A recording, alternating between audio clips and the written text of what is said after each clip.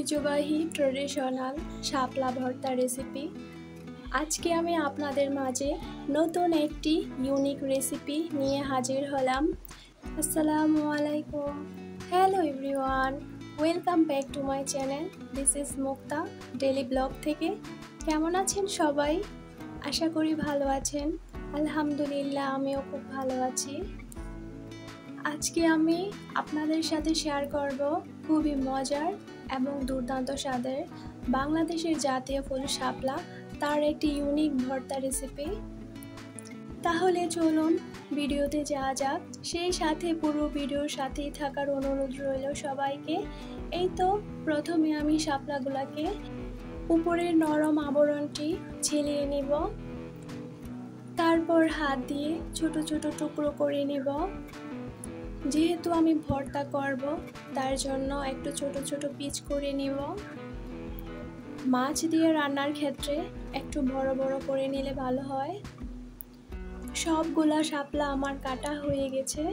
এই তো তারপর আমি একটা ঝুড়িতে তুলে নিলাম, তার সাথে শাপলাগুলোর ফুলগুলো উপরে সাজিয়ে দিলাম। একটু দুষ্টামি করলাম আর কি, ভিডিও করার জন্য। শাপলাগুলোকে এখন পরিষ্কার পানি দিয়ে কয়েকবার ধুয়ে নিতে হবে। এই তো হাতের সাহায্যে আমি কচলিয়ে ধুয়ে নিচ্ছি, যাতে উপরের ময়লা আবরণগুলা পিছল ভাবটা চলে যায়। তারপর শাপলাগুলাকে একটা ঝুড়িতে তুলে নিলাম পানিগুলা ঝরানোর জন্য। এই তো শাপলাগুলা দেখতে খুব সুন্দর দেখাচ্ছে।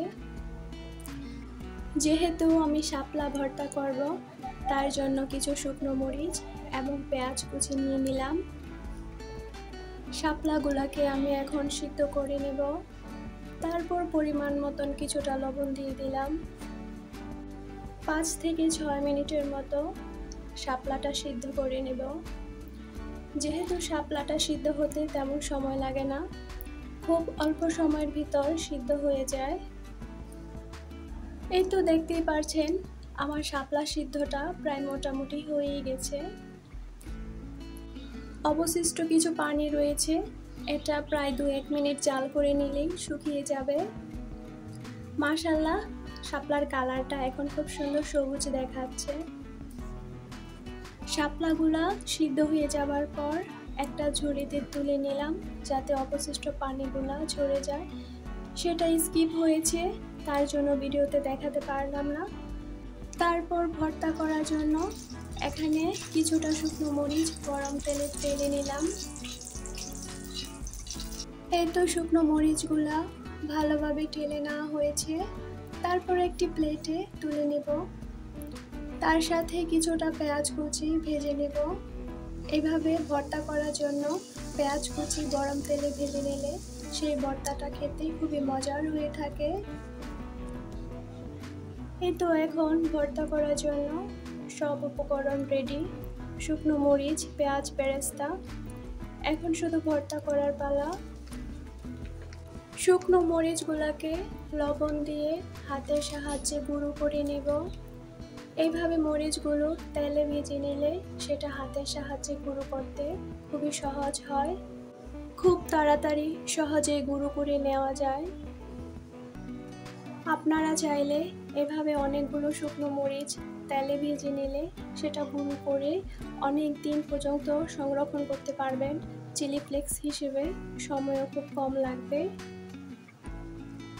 এ পর্যায়ে এসে যারা এখন আমার ভিডিওর সাথে আছেন, লাইক দিতে মনে নাই, তারা অবশ্যই একটি লাইক করে দিবেন এবং ভিডিওটি অবশ্যই শেয়ার করে দিবেন।